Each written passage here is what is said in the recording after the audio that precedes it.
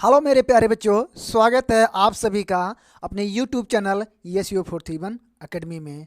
बच्चों, आज हम संबंध एवं फलन का तीसरा लेक्चर्स देखने जा रहे हैं, जिनमें हम बच्चों पढ़ेंगे समुच्चयों का कार्तीय गुणनफल और संबंध के बारे में बात करेंगे। जैसा कि बच्चों पिछली क्लास में हम लोग पढ़ चुके हैं, सार्वत्रिक समुच्चय, वेन आरेख, समुच्चयों पर संक्रियाएं, समुच्चयों का सम्मिलन तथा सर्वनिष्ठ और समुच्चयों का अंतर। और इसके बाद हम लोग पढ़ चुके थे पूरक समुच्चय। कुछ बच्चे सोच रहे होंगे, सर ये तो आपकी 11वीं क्लास की टॉपिक है, 12वीं क्लास में क्यों पढ़ाई जा रही है? बेटा, 12वीं क्लास के कुछ ऐसे टॉपिक हैं जो 11वीं क्लास से रिलेटेड हैं, 11वीं क्लास के रिलेटेड हैं।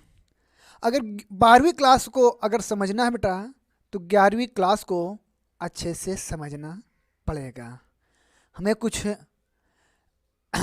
बच्चे ऐसे हैं जो 11वीं क्लास को सीरियस लेकर ना पढ़े होंगे, मटर गश्ती किए होंगे।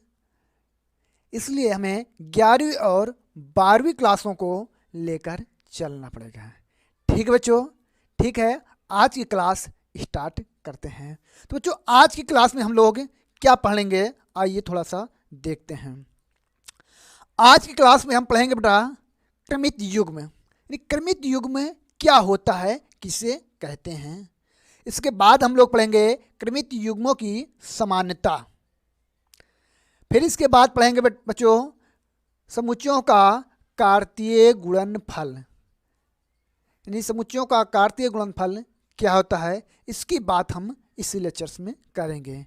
इसके बाद समुच्चयों कार्तीय गुणन का निरूपण, यानी कार्तीय गुणन का निरूपण। फिर इसके बाद संबंध।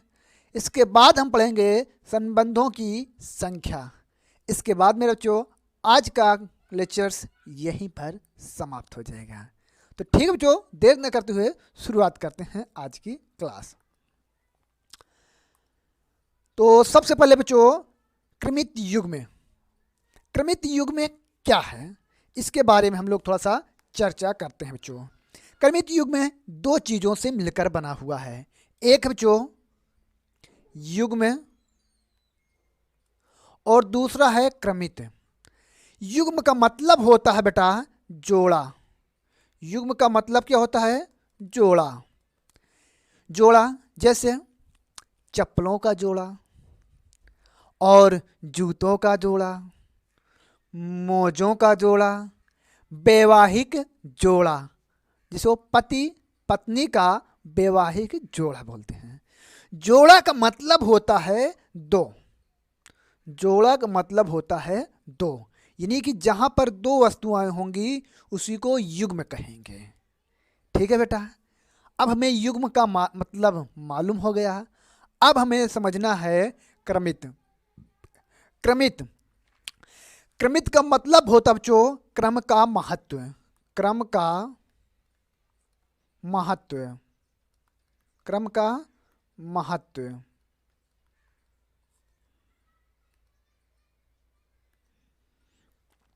क्रमित का मतलब होता है क्रम का महत्व, जहां पर क्रम का महत्व होता है।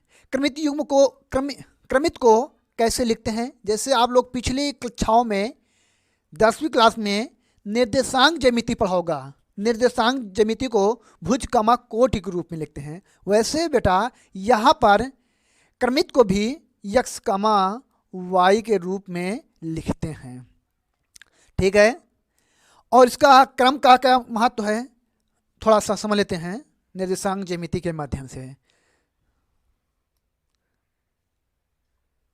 जैसे बेटा आपका ये एक्स अक्ष है और ये आपका वाई अक्ष है।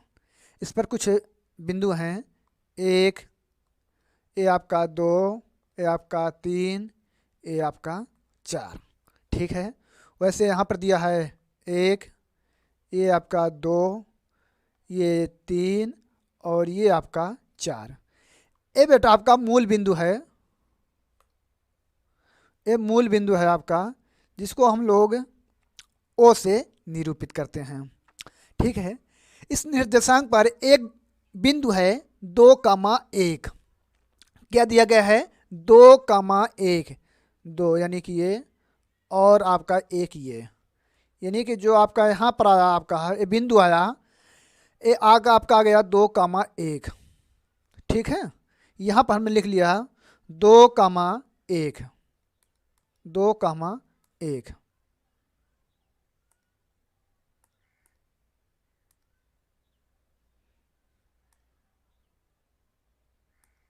ठीक है, 2,1 हो गया। अब हमें एक निर्देशांक दूसरा लेते हैं 1,2, यानी 1 और 1,2, ये यहाँ पर बिंदु आ गया। ठीक है, ये है आपका 1,2। अब आप लोग बताओ बच्चों कि 2,1 और 1,2 क्या दोनों ही निर्देशांक एक ही बिंदु पर हुए हैं? बोलो, एक ही बिंदु पर केंद्रित हुए हैं? ना रे बाबा ना। 2,1 का निर्देशांक यहाँ पर है और 1,2 का निर्देशांक यहाँ पर है, यानी कि 1,2 नॉट इक्वल 2,8 नॉट इक्वल 1,2 के।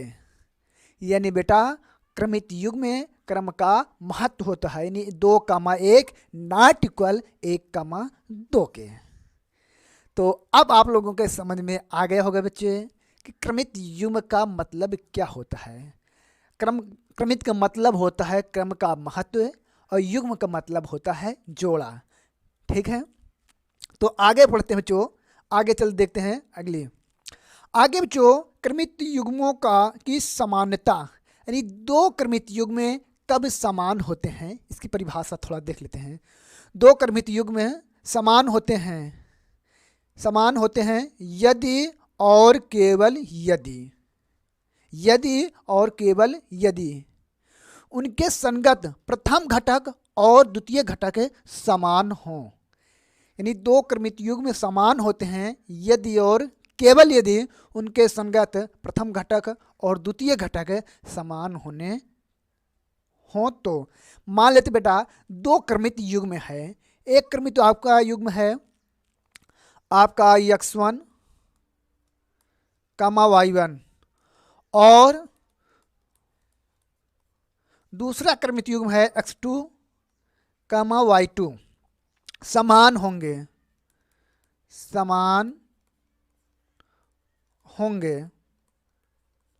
यदि। समान कब होंगे? दो क्रमित युग्म समान होंगे, यानी आपका ये पहला क्रमित युग्म है और ये आपका दूसरा क्रमित युग्म है। कह रहे हैं समान कब होंगे? यदि पहले क्रमित युग्म का प्रथम घटक और द्वितीय क्रमित युग्म का दूसरा घटक समान होंगे तब। यानी पहला क्रमित युग्म क्या आपका x1 बराबर होगा किसके? दूसरे क्रमित युग्म के प्रथम घटक से, यानी x2 के। ठीक है, और पहला क्रमित युग्म का दूसरा घटक बराबर होगा दूसरे क्रमित युग्म के दूसरे घटक से, यानी कि आपका हो जाएगा बच्चे y2।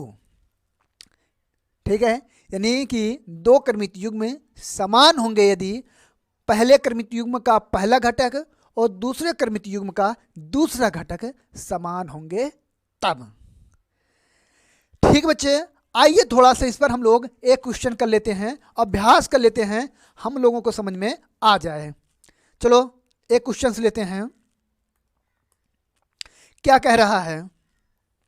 अभ्यास कह रहा पहला क्वेश्चन से x और y ज्ञात करो यदि क्रमित युग्म है 2x + 2, 5 और x + 2y + 2 बराबर हों। यानी दो क्रमित युग्म समान होंगे। प्रथम क्या कह रहा है?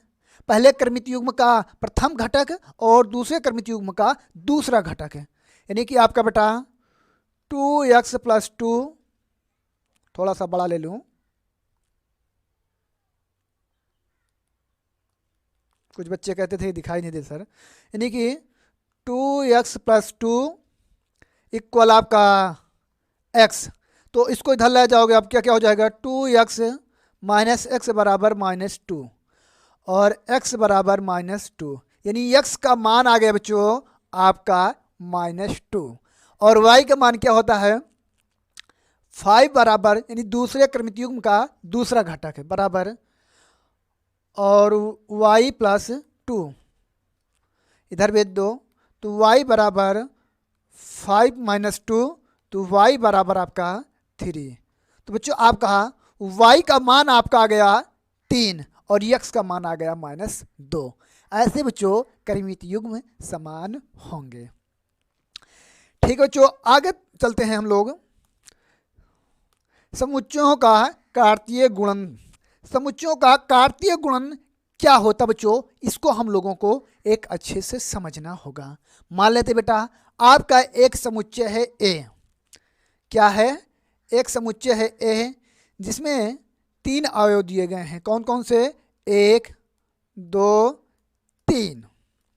और दूसरा समुच्चय है बी, दूसरा आपका समुच्चय दिया है बी, इसमें 3 अवयव हैं ए बी और सी। तो हम लोगों को एक समुच्चय है ए जिसमें दिए गए हैं वो 1 2 3, और दूसरा समुच्चय है बेटा बी, इसमें दिए गए हैं अवयव ए बी सी। हम लोगों को ए क्रॉस बी ज्ञात करना है। ए क्रॉस बी ज्ञात करना है, कैसे करें बच्चों, जो ए है ए क्रॉस बी में जो प्रथम अवयव ए है उसके प्रथम घटक होने चाहिए, और दूसरा घटक आपका एक बी है उसके दूसरे घटक में आपके बी के अवयव होने चाहिए। तो कैसे बच्चे, आइए हाँ थोड़ा समझ लेते हैं। जैसे आपके ए है तो ए के 3 अवयव हैं, 1 2 3। इसके ए के पास 1 के पास 3 चॉइस है, ए के साथ भी गुणा कर सकता है और बी के साथ भी कर सकता है और सी के पास भी कर सकता है। इसी प्रकार 2 की भी 3 चॉइस है, ए के साथ कर सकता है और बी के भी साथ कर सकता है और सी के साथ भी कर सकता है। और 3 के पास भी 3 चॉइस है, ए के साथ भी हो सकता है, बी के साथ भी हो सकता है और सी के साथ भी हो सकता है। तो क्या होगा बच्चों इसका एक क्रॉस बी, यानी ए क्रॉस बी इक्वल, देखो 1 कामा ए 1 कामा ए और 1 कामा बी 1 कामा सी और 2 कामा ए 2 कामा बी और 2 कामा सी। इसके बाद बच्चों क्या होगा, 3 कामा ए 3 कामा ए 3 कामा बी और 3 कामा सी। यही बच्चों मेरा ए क्रॉस बी होगा। ठीक है, इसी प्रकार मेरा ए क्रॉस बी होगा। अगर बच्चों ए क्रॉस बी को आपको अच्छे से समझना है तो आइए हम थोड़ा सा एक उदाहरण और लेते हैं। मान लेते बेटा एक समुच्चय ए है, समुच्चय ए है राजा दशरथ के 4 पुत्रों का समुच्चय। राजा दशरथ के 4 पुत्र थे, राम लक्ष्मण भरत शत्रुघ्न। राम यानी पहला लेटर ले बच्चों, राम लक्ष्मण भरत शत्रुघ्न। और राजा जनक के 4 पुत्रियां थी। कितनी पुत्रियां थी, 4 पुत्रियां थी। इसको समुच्चय बी मान लेते हैं। कौन से, सीता उर्मिला मांडवी और सुत कीर्ति। बच्चों समुच्चय में इसको थोड़ा डिफरेंट कर देते हैं, 1 सुत कीर्ति। अब बच्चों इनमें दोनों में राजा जनक और और राजा दशरथ के पुत्रों से शादियां करानी है, इसके कितने प्रकार से शादियां करा सकते हो।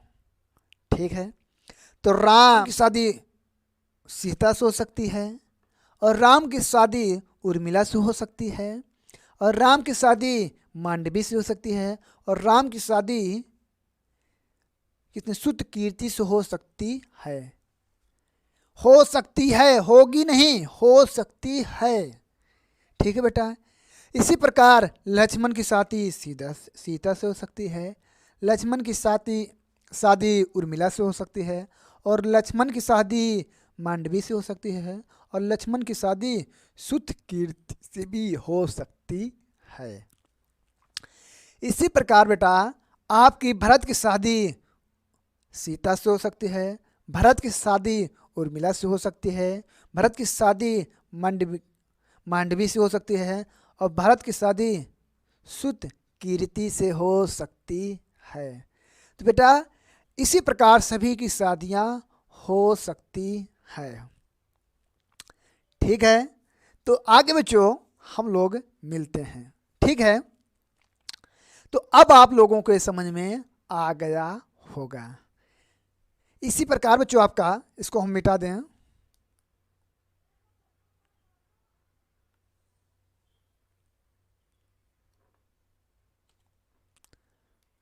इसी प्रकार आपका हम लोग ए क्रॉस बी हो गया। इसके बाद हम लोग क्या कर सकते हैं, बी क्रॉस ए भी कर सकते हैं। बी क्रॉस ए में क्या होगा, बी क्रॉस ए में क्या होगा, बी क्रॉस में प्रथम जो घटक होगा बी के होंगे, और द्वितीय घटक जो होगा आपका ए का होगा, तब आपका बी क्रॉस ए हो जाएगा। यानी आपका बेटा जैसे यहाँ पर है वन कामा ए, तो हम बी क्रॉस ए में लिखेंगे ए कामा वन, यानी कि ए कामा वन, और यहाँ पर हो जाएगा बी कामा वन, और यहाँ पर हो जाएगा सी कामा वन। इसी प्रकार यहाँ पर हो जाएगा बी कामा टू, और यहाँ हो जाएगा टू कामा यहाँ हो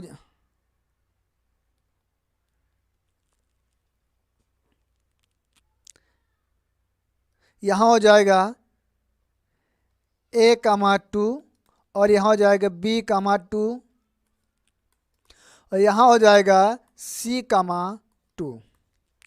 ठीक है, और यहाँ हो जाएगा बच्ची आपका ए कामा थ्री, और बी कामा आपका थ्री, और सी कामा आपका थ्री हो जाएगा आपका बी क्रॉस ए बच्चों। ठीक है, अब आगे चलते बच्चों। आगे आपका क्या है, समुच्चयों का कार्तीय गुणनफल की परिभाषा को हम थोड़ा सा समझ लेते हैं अच्छे से बच्चों।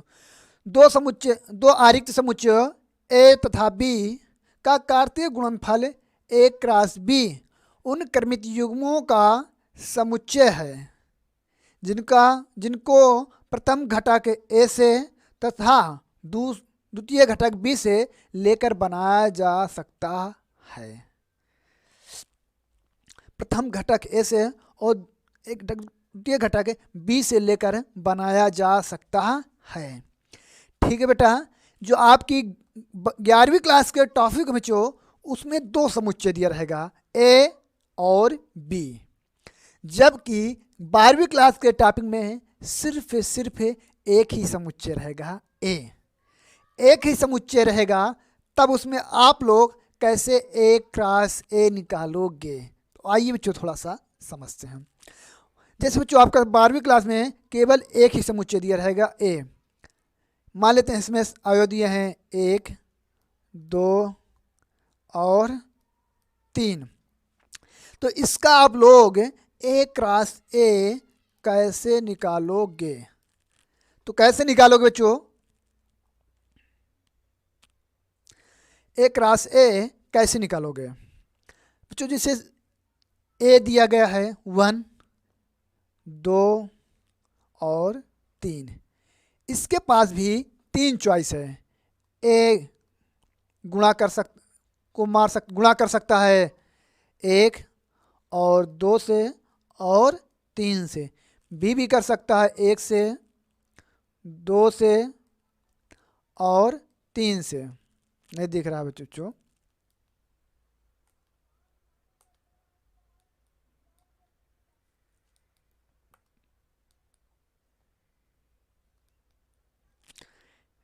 एक से, 2 से और 3 से। बी भी गुणा हो सकता है 1 से, 2 से और 3 से। तो एक क्रॉस ए क्या हो जाएगा 1,1 और 1,2 और यह हो जाएगा 1,3 1,3।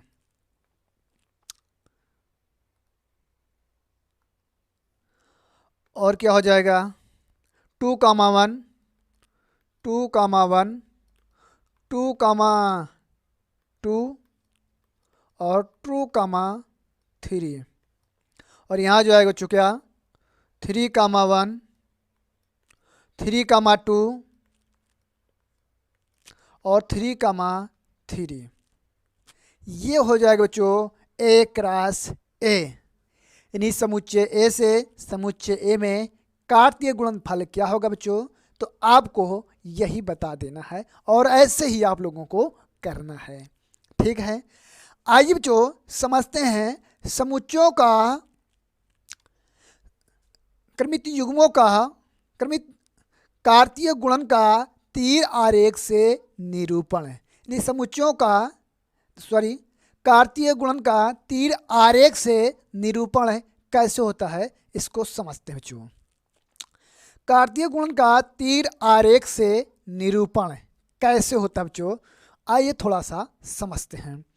मान लेते हैं बच्चे आपका एक समुच्चय ए है जिसमें क्रमित युग्म दिया है 1 2 3 और दूसरा समुच्चय आपका बी है, इसमें क्रमित युग्म है ए बी और सी। ठीक है, तो इसमें हम लोग इसको समझते हैं।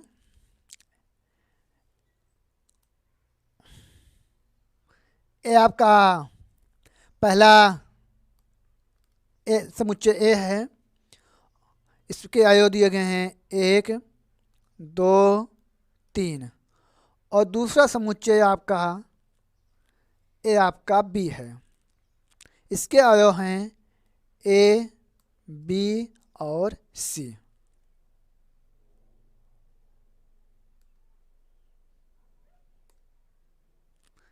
ठीक है, ठीक है, तो समुच्चय ए से यानी इसको समझ लो चो, एक सेना ए है और दूसरी सेना बी है। एक सेना ए है, दूसरी सेना बी है और एक तरफ से एक सेना, एक तरफ सैनिक है 1 2 3 और दूसरी तरफ के ए बी सी ये भी एक सैनिक है। जो ए समुच्चय है एक सेना है, ये तीर मार सकता है, ये तीर मार सकता है, ए को मार सकता है और बी को भी मार सकता है और सी को भी मार सकता है, सी को भी मार सकता है। यानी जैसे राम के समय में, रामायण के समय में और महाभारत के समय में तीर का ही लोग चलाते थे। आज के समय में तो कट्टे और बंदूक हैं, है कि नहीं बच्चों? पहले जो होता था तीर ही चलाते थे, तो एक तरफ की सेना दूसरी तरफ की सेना को तीर से बौछार करती थी, वो किसी को भी मार सकती थी। तो वैसे यहाँ पर ए ने, एक ने तीर मारा ए को, बी को भी मार सकता है और सी को भी मार सकता है। इसी प्रकार दो भी ए को भी मार सकता है। थोड़ा दूसरी कलर का पेन ले लें, ये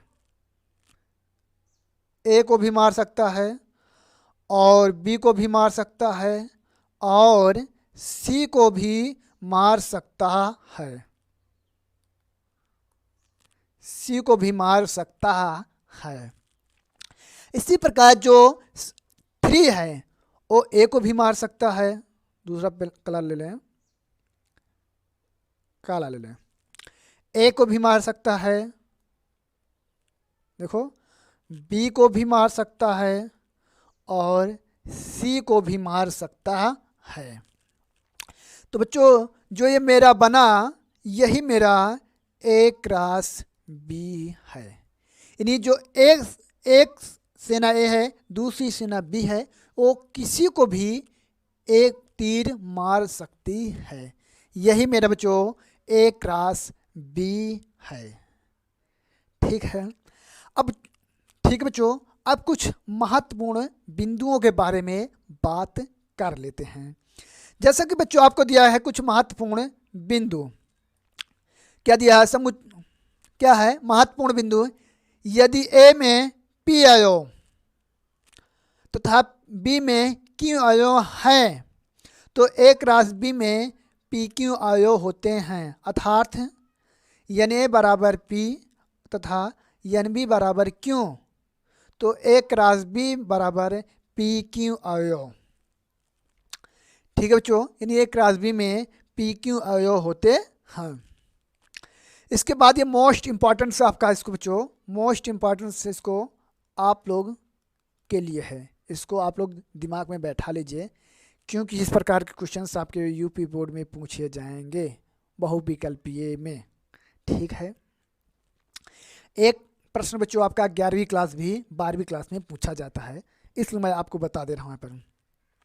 दूसरा दिया है बच्चों क्या है, यदि ए तथा बी आरिक्त समुच्चय हैं और ए या बी में कोई अपरिमित है तो ए क्रॉस बी भी अपरिमित समुच्चय होता है। यानी बच्चों आपका यानी ए बराबर आपका एम आयो हैं, यानी ए में आपके ए आयो हैं तो ए क्रॉस ए में आपके कितने आयो होंगे, तो कितना हो जाएगा यम इंटू एम बराबर आपका एम स्क्वायर। ठीक है बच्चों, आपके कुछ महत्वपूर्ण बिंदु थे, इसको आपको अच्छे से दिमाग में बैठा लेना है क्योंकि ये कोई मामूली नहीं, ये पूरा जितना पढ़ा इसका निचोड़ था बच्चों ये। तो एक राशि का तो आगे देखते हैं बच्चों, आगे थोड़ा सा हम अभ्यास कर लेते हैं, थोड़ा सा कुछ प्रश्नों को एक राशि क्या दिया गया है, यदि ए बराबर 2 3 बी बराबर 1 2 3 है तो ए क्रॉस ए और बी क्रॉस ए ज्ञात करो। ठीक बच्चों, आइए थोड़ा सा हम ए क्रॉस ए और बी क्रॉस ए ज्ञात कर लेते हैं। जो ए है बच्चों आपका ए क्रॉस ए, जो ए है आपका प्रथम घटक जो होगा वो समुच्चय ए के अवयव होंगे और जो बी है आपका बी होगा वो समुच्चय बी के घटक लेकर ए क्रॉस ए बनाए जाएंगे। तो कैसा है, तो बच्चों आइए यहाँ पर थोड़ा सा समझते हैं। जैसे समुच्चय ए में 2 अवयव हैं, 2 और 3, और ये कितने प्रकार के संबंध बना सकता है, 1 से भी संबंध बना सकता है और 2 से भी संबंध बना सकता है और 3 से भी संबंध बना सकता है। इसी प्रकार 3 भी 1 से संबंध बना सकता है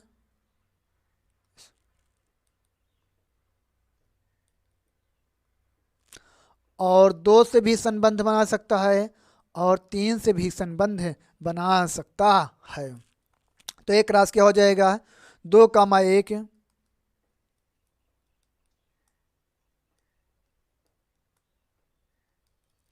हो जाएगा क्या 2 कामा 1 और 2 कामा 2 और 2 कामा 3 से, और 3 किससे बना सकता है 1 कामा 1 सॉरी 3 कामा 1 3 कामा 2 और 3 कामा 3 से संबंध बना सकता है। ये बच्चों आपका हो गया ए क्रॉस ए, और कह रहा है बी क्रॉस ए भी ज्ञात करो। तो क्या बच्चों कुछ नहीं है, आपको जो आपका प्रथम घटक हो बी के अवयव होंगे और द्वितीय घटक आपके ए के अवयव से लेकर बनाए जाएंगे। तो इसी को बच्चों आपको पलट देना है। प्रथम घटक आप इसको कर दीजिए और द्वितीय घटक आप 2 को कर दीजिए, आपका हो जाएगा बी क्रॉस ए। यानी कि आपका 1,2 और 2,2, इसमें तो कोई फर्क नहीं पड़ेगा। 3,2 और 3,2, 1,2, 1,3, 2,3 और 3,3 आपके ये हो जाएंगे। तो आप लोगों ने देखो बच्चों, ए क्रॉस ए बराबर इतना है, बी क्रॉस ए बराबर इतना है। क्या ए क्रॉस ए और बी क्रॉस ए दोनों बराबर हैं? बोलो, बराबर हैं? ना रे बाबा ना। यानी A cross B not equal B cross A के, यानी A cross B not equal B cross A के। ठीक है बच्चों, आपके ये हो गया। ठीक है, अब आगे क्वेश्चन हम लोग और कर लेते हैं। क्या कह रहा है? यदि ए क्रॉस ए बराबर 1,x 1,y और b,x b,y, तो ए तथा बी का मान ज्ञात कीजिए। तो ये तो बच्चों आपका बहुत सिंपल सा है। यानी जो प्रथम घटक है बच्चों वो ए के अवयव हैं और जो द्वितीय घटक हैं वो बी के अवयव हैं। तो प्रथम घटक इसमें ए है, यहाँ भी ए है और यहाँ बी है, यानी कि ए कमा बी, ये हो गया आपका। और जो आपका बी है एक्स और वाई, एक्स कमा वाई, ऐसे मुझे बी के अवयव हैं। बहुत सिंपल सा था, कोई दिक्कत नहीं है। तो आइए बच्चों थोड़ा सा समझते हैं आगे संबंध के बारे में। बच्चों संबंध, संबंध शब्द एक मोस्ट इम्पॉर्टेंट है, आप लोगों ने सुना भी होगा। संबंध, पिता का पुत्र के साथ संबंध है, माता का अपने पुत्री के साथ संबंध है, पति का अपने पत्नी के साथ संबंध है और गाय का अपने बछड़े के साथ संबंध है। तो बच्चों संबंध शब्द एक मोस्ट इम्पॉर्टेंट है, तो इसको हम लोगों को अच्छे से समझना होगा बच्चों। आइए थोड़ा सा समझते हैं। मान लेते हैं बच्चों एक गुप्ता परिवार है। कौन सा? गुप्ता परिवार, गुप्तास, गुप्तास परिवार। ठीक है, गुप्तास परिवार के 3 लड़के हैं। कितने लड़के हैं? 3 लड़के हैं। गुप्ता जी के 3 लड़के हैं। सॉरी,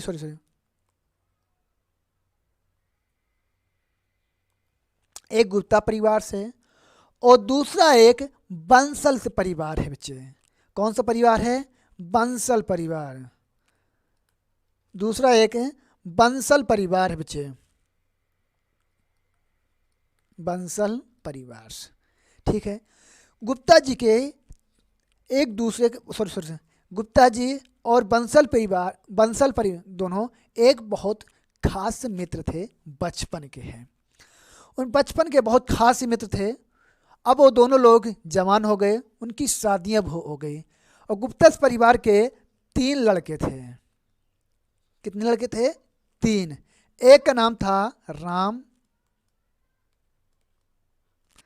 और दूसरे का नाम था गोपाल और तीसरे का नाम था बच्चों श्याम। सॉरी, श्याम। बच्चों गुप्ता जी के नहीं 3 लड़के थे और बंसल जी परिवार जो था उसके 4 लड़कियां थी। पहली थी लड़की, बड़ी लड़की थी सीता, और सीता, दीपा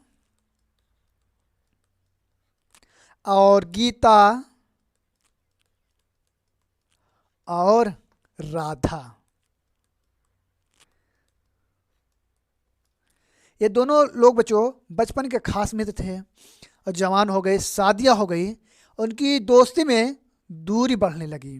तो उन्होंने क्या कहा बच्चों? गुप्ता ने कहा बंसल परिवार के अपने मित्र से कि अब हम लोग के बहुत बीच में दूरियां हो रही है, मिलने का समय नहीं हो पाता है, नहीं मिल पाते हैं, तो क्यों ना हम लोग अपने बेटों की शादियां आपकी बेटी से कर दें और हमारी दोस्ती और गहरी हो जाए। तो बंसल परिवार भी सोचा ये तो और अच्छी बात है, जो हमारी दोस्ती को पुराने हो गई है उसको नए करने के लिए हम लोग अपने बेटों और बेटियों की शादियां करा देते हैं और मजबूत मेरी दोस्ती हो जाए। उन्होंने कहा, ऐसा कहा तो उन्होंने कहा ठीक है। तो क्या हो सकता है बच्चों? तो मान लेते हैं गुप्ता परिवार को ए समुच्चय और बंसल परिवार को हम मान लेते हैं बी समुच्चय। तो उन्होंने क्या कहा? राम की शादी सीता से हो सकती है, फिर हो सकती है, और राम की शादी दीपा से हो सकती है, और राम की शादी गीता से हो सकती है, और राम की शादी राधा से हो सकती है। इसी प्रकार गोपाल की शादी सीता से हो सकती है, गोपाल की शादी दीपा से हो सकती है, गोपाल की शादी गीता से हो सकती है, और गोपाल की शादी राधा से हो सकती है। तो यानी कि एक रास ए क्या हो जाएगा बच्चों? एक रास बी बराबर हो जाएगा आपका राम की शादी किससे? सीता से। राम कॉमा सीता आपका पहला कर्मित युग में, और राम कामा किसका? दीपा। राम किसके साथ? गीता, सॉरी गीता।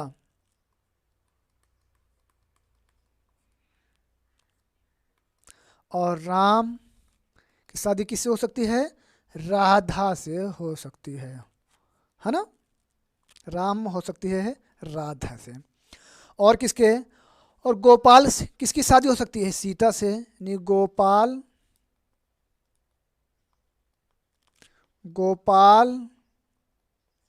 हो सकती है किससे? सीता से, है ना? और बच्चों गोपाल की शादी किससे हो सकती है? दीपा से। गोपाल कमा किसके? दीपा से, दीपा से। और गोपाल किससे शादी हो सकती है? गोपाल के साथ किससे शादी हो सकती है? गीता से। यानी गोपाल किसके? गीता से, गीता से। और गोपाल की शादी किससे हो सकती है? राधा से। गोपाल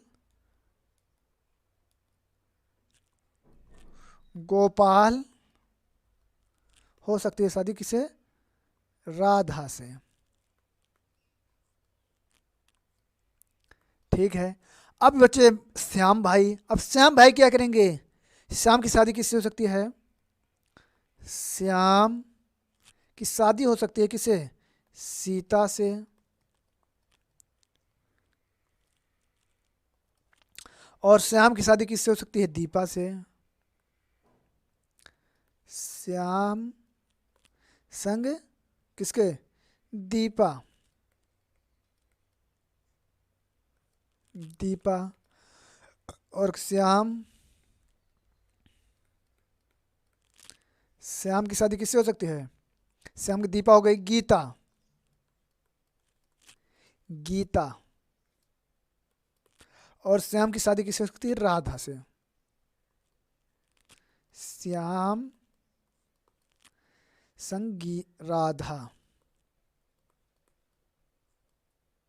ये हो गया बच्चों। ये तो आपका एक रास ए हो गया। ये आपका जो एक रास ए हो गया।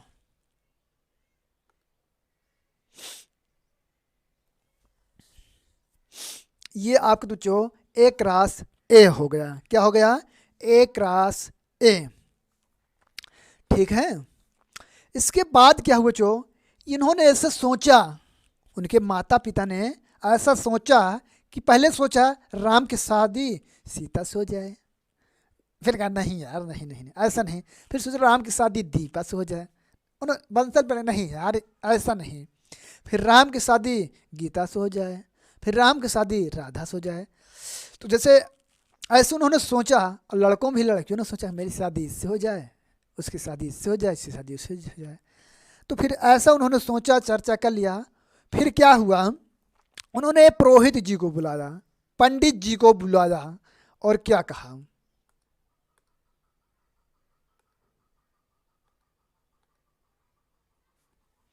उन्होंने पंडित जी को बुलाया और क्या कहा,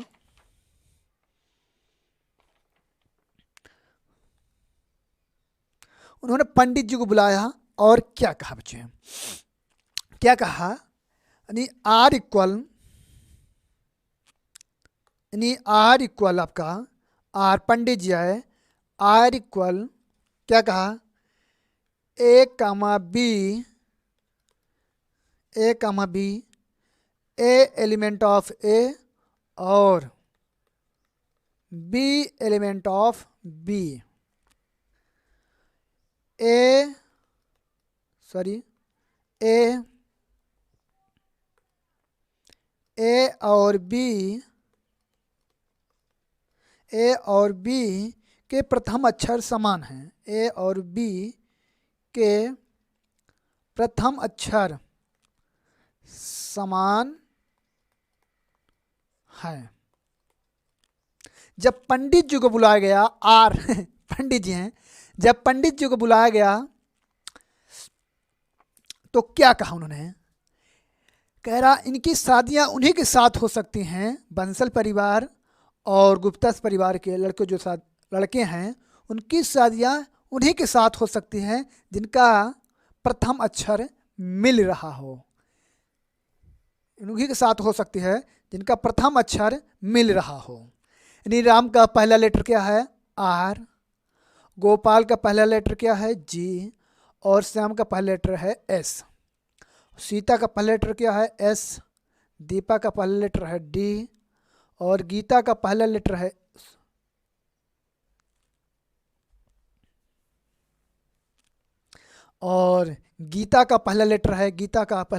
जी, और श्याम का पहला लेटर है आर। पुरोहित जी आए, जब पंडित जी आए उन्होंने क्या कहा, आप गुप्ता परिवार और बंसल परिवार के लड़कों की शादियां उन्हीं के साथ हो सकती है जिनका पहला लेटर मिल रहा हो। तो पहला लेटर किसका मिल रहा है, यानी आर इक्वल आपका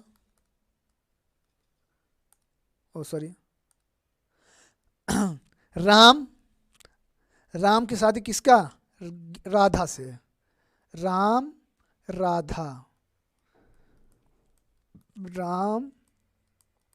और राधा, राम की शादी राधा से होगी।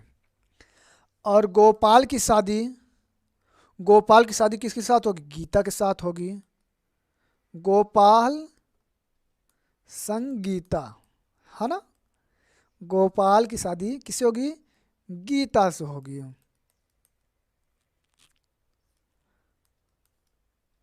और श्याम की शादी सीता से होगी, श्याम की शादी किससे होगी, सीता से।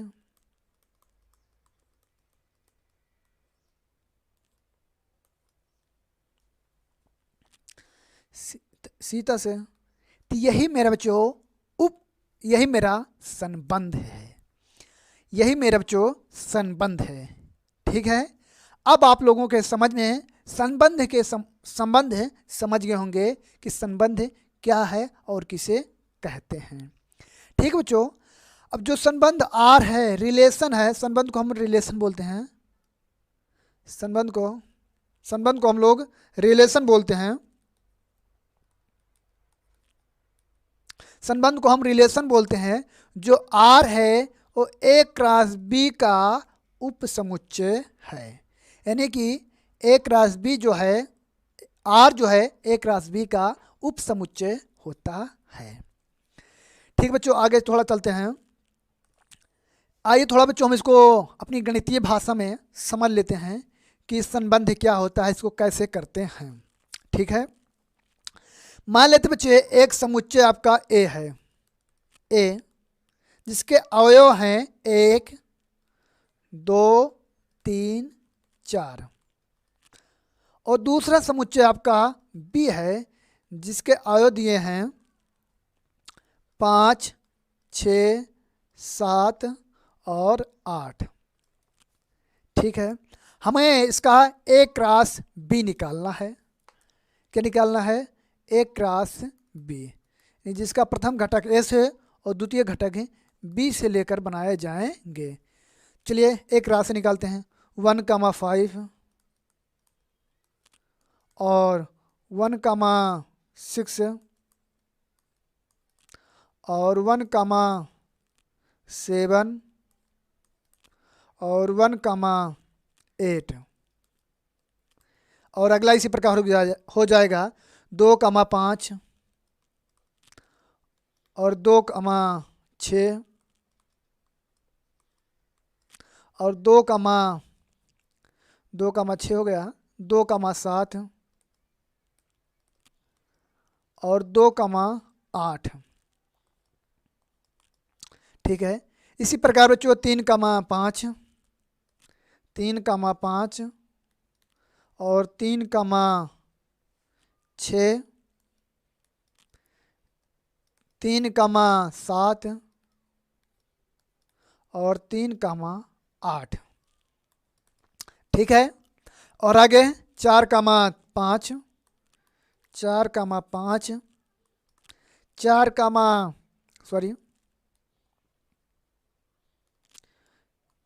4,7 4,8। ये बच्चों आपका ए क्रॉस बी हो गया। ठीक है, ये तो आपका समुच्चय ए था बच्चों, ये समुच्चय बी था, तो हमने ए क्रॉस बी निकाल लिया। अब इसके संबंध है क्या है? इसके संबंध क्या दिया है? इसके संबंध क्या दिया बच्चों?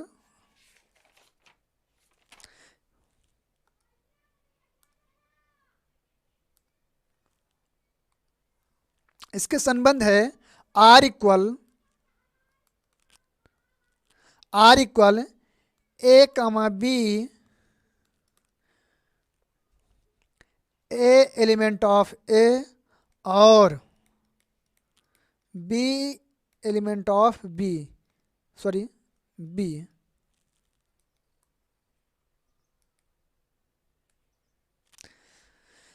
तो क्या कह रहा है, इसको थोड़ा समझना, रुको। कमा बी एलिमेंट ऑफ पी और बी इक्वल ए प्लस 5।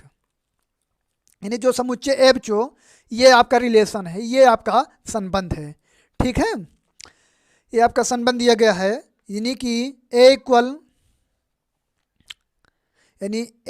आपका 1 और बी इक्वल आपका 2, सॉरी, यानी ए का मान कितना, पहले 1 और फिर ए का मान कितना है 2, फिर ए का मान कितना है, मान लेते हैं 3, ए का मान 4 और ए का मान 5, 4 ही है ना? देखो यहाँ पर 4 ही है, यहाँ पर 4, 1 2 3 4 है ना, तो यहाँ पर हम 4 ही लेंगे।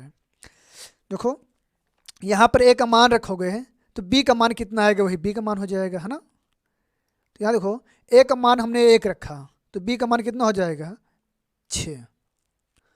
ए का मान मैंने 2 रखा तो बी का मान कितना हो जाएगा, बी का मान हो जाएगा 7।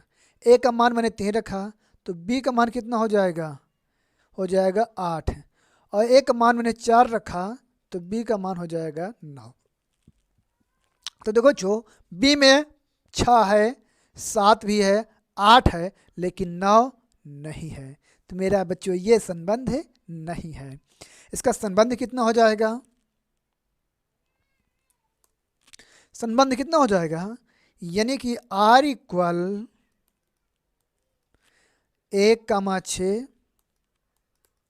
और 2,7 और 3,8, यही मेरा संबंध होगा बच्चों।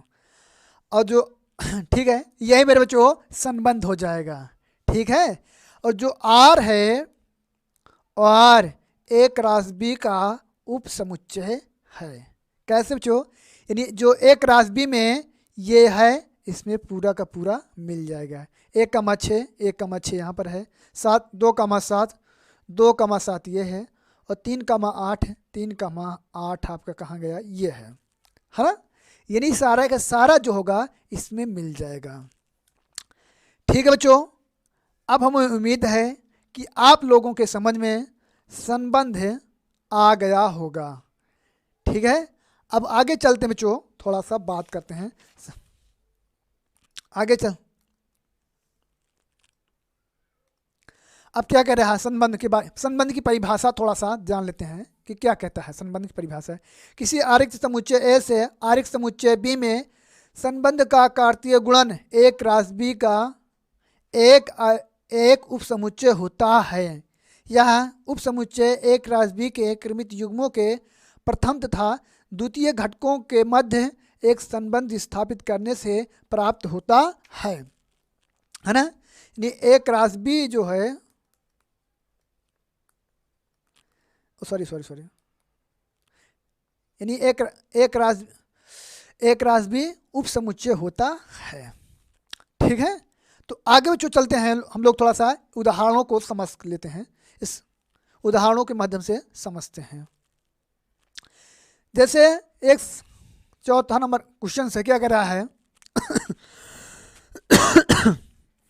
क्या कर रहा है? यदि a बराबर 1 2 3 और b बराबर 4 5 6, तो निम्नलिखित में से कौन सा समुच्चय a से b में एक संबंध है, कारण सहित बताइए। यानी आपको बताना बच्चों कि कौन सा संबंध है और कौन सा संबंध नहीं है, इसको हमको समझते हुए चल रहा है। एक समुच्चय ए है इतना और बी है आपका इतना, तो इसमें संबंध आपको बताना है। तो बेटा ऐसे तुम बता नहीं पाएंगे कौन सा संबंध है और कौन सा संबंध है नहीं है। तो सबसे पहले ए क्रॉस बी निकाल लेते हैं। ए क्रॉस बी इक्वल क्या हो जाएगा आपका? ए क्रॉस बी हो जाएगा 1,4 और 1,5 और 1,6। एक क्रॉस बी तो आप निकालना ही जान ही गए हो, समझ ही गए हो। तो हो जाएगा 2,5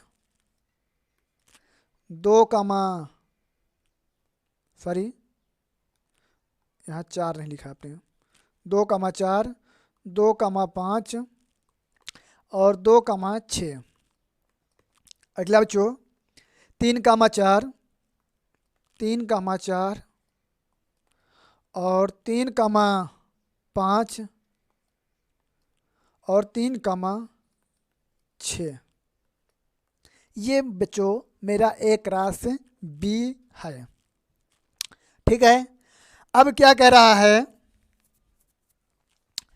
अब देखिए R1 बराबर पहला जो है ए है आपका, क्या है? ए क्या कह रहा है? R1 बराबर 1,5 2,4 और 3,5 ए क्रॉस बी का उप समुच्चय है। ठीक है, तो देखो 1,5 इसमें कहीं पर है, 1,5 है, 2,4 यहाँ पर है और 3,5 ये है, ये देखो यहाँ पर है। यानी R1 में सभी है, तो क्या बोलेंगे? R1 उप समुच्चय है ए क्रॉस बी, यानी R1 ए क्रॉस बी का उप समुच्चय है। ए क्रॉस बी का उप समुच्चय है तो बच्चे ये भी संबंध है। यानी संबंध है।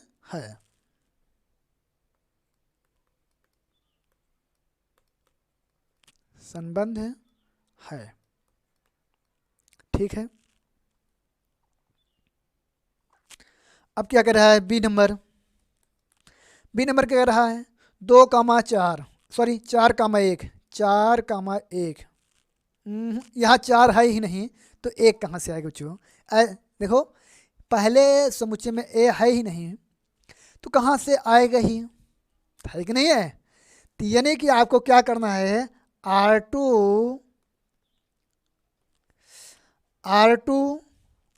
ए क्रॉस बी का उपसमुच्चय नहीं है। R2 not a cross B, यानी R2 ए क्रॉस बी का उपसमुच्चय नहीं है। तो ए क्रॉस बी का उपसमुच्चय नहीं है तो यह संबंध भी नहीं है। तो क्या है? संबंध नहीं है। संबंध नहीं है। ठीक है। अब अगला बच्चों R3 क्या कह रहा है? सी नंबर आपका R3 का 4,1 देखो 4,1 सॉरी R3 1,4 सॉरी मैंने 1,4 है, 2,4 2,5 2,5 भी है, 3,4 ये भी है, 2,6 ये भी है और 3,6 ये भी है। यानी कि R3 के जितने भी अवयव हैं वो ए क्रॉस बी में पहले से ही उपस्थित हैं। यानी कि R3 ए क्रॉस बी का उपसमुच्चय है। यानी कि आपका R3 ए क्रॉस बी का उपसमुच्चय है। उपसमुच्चय है यानी संबंध भी है। संबंध है। संबंध है। ठीक है। अब आगे थोड़ा जान लेते बच्चों। क्या कर रहा the number A cross A यानी A cross A the number A the थोड़ा सा है ना लो डी कह रहा ए क्रॉस बी। क्या ए क्रॉस बी का उपसमुच्चय है? वो तो है ही बच्चों, यानी ये भी संबंध है। क्या लिखोगे? ये संबंध है। ठीक है। तो बच्चों हम लोगों ने आज सीख लिया संबंधों को समझना, कब संबंध होगा और कब संबंध नहीं होगा। संबंध तभी होगा बच्चों जब ए क्रॉस बी उपसमुच्चय होगा तब। तो आइए बच्चों बात कर लेते हैं संबंधों की संख्या। संबंधों की संख्या कैसे ज्ञात करेंगे और कब ज्ञात करेंगे बच्चों, इसके बारे में थोड़ा सा हम लोग जान लेते हैं। मान लेते हैं एक समुच्चय है यन ए बराबर 2 यम, और दूसरा समुच्चय आपका है बी जिसमें अवयवों की संख्या दी है यन। तो ए क्रॉस बी में कितने अवयव होंगे? यन इंटू ए क्रॉस बी में कितने अवयव होंगे? तो यम इंटू यन यानी कि एम एन। ठीक है। तो संबंधों की संख्या ठीक है एम क्रॉस एन होगी। तो वैसे जो आप लोगों समुच्चय में उप समुच्चयों की संख्या कैसे निकालते थे? जैसे एक समुच्चय होता था यानी ए बराबर पी, उसके एक समुच्चय में अवयवों की संख्या पी है तो इसके उप समुच्चयों की संख्या कितनी होती थी? उप समुच्चयों की संख्या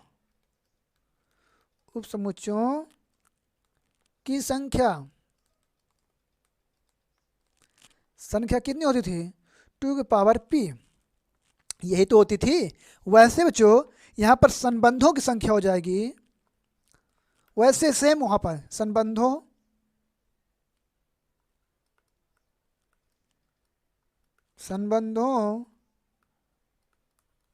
की संख्या, बहुत हाल बुलाओ मत, संबंधों की संख्या क्या हो जाएगी? संबंधों की 2 पावर mn क्या हो जाएगी, 2 की पावर mn।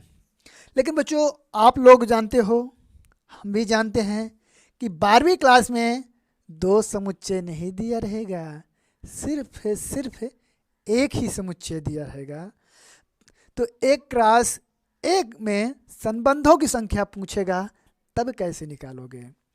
तो इसमें क्या है बच्चों, मान लेते हैं कि एक समुच्चय A है जिनमें अवयवों की संख्या P है, तो इसमें A×A में कैसे निकालोगे, n इंटू A×A इक्वल आपका P इंटू P इक्वल आपका P स्क्वायर।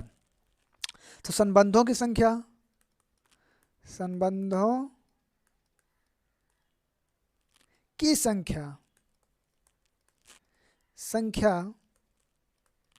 बराबर हो जाएगी 2 की पावर P स्क्वायर। ठीक है बच्चों लोग, कोई दिक्कत है, कोई परेशानी नहीं है। अब थोड़ा सा एक सवाल ले लेते हैं। मान लीजिए कि A बराबर 1 2 और B बराबर 3 4, A से B में संबंधों की संख्या कीजिए। तो संबंधों की संख्या क्या हो जाएगी, NA बराबर आपका कितने अवयव हैं 2, और NB बराबर आपके कितने अवयव हैं 3। तो n इंटू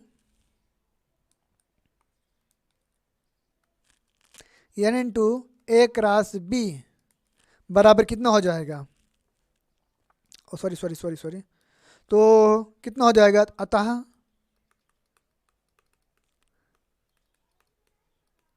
संबंधों की संख्या बराबर कितना 2 की पावर 2 × 3 बराबर 2 की पावर सॉरी यहाँ पर 2 है बच्चों, 2 यहाँ पर भी 2 है ना,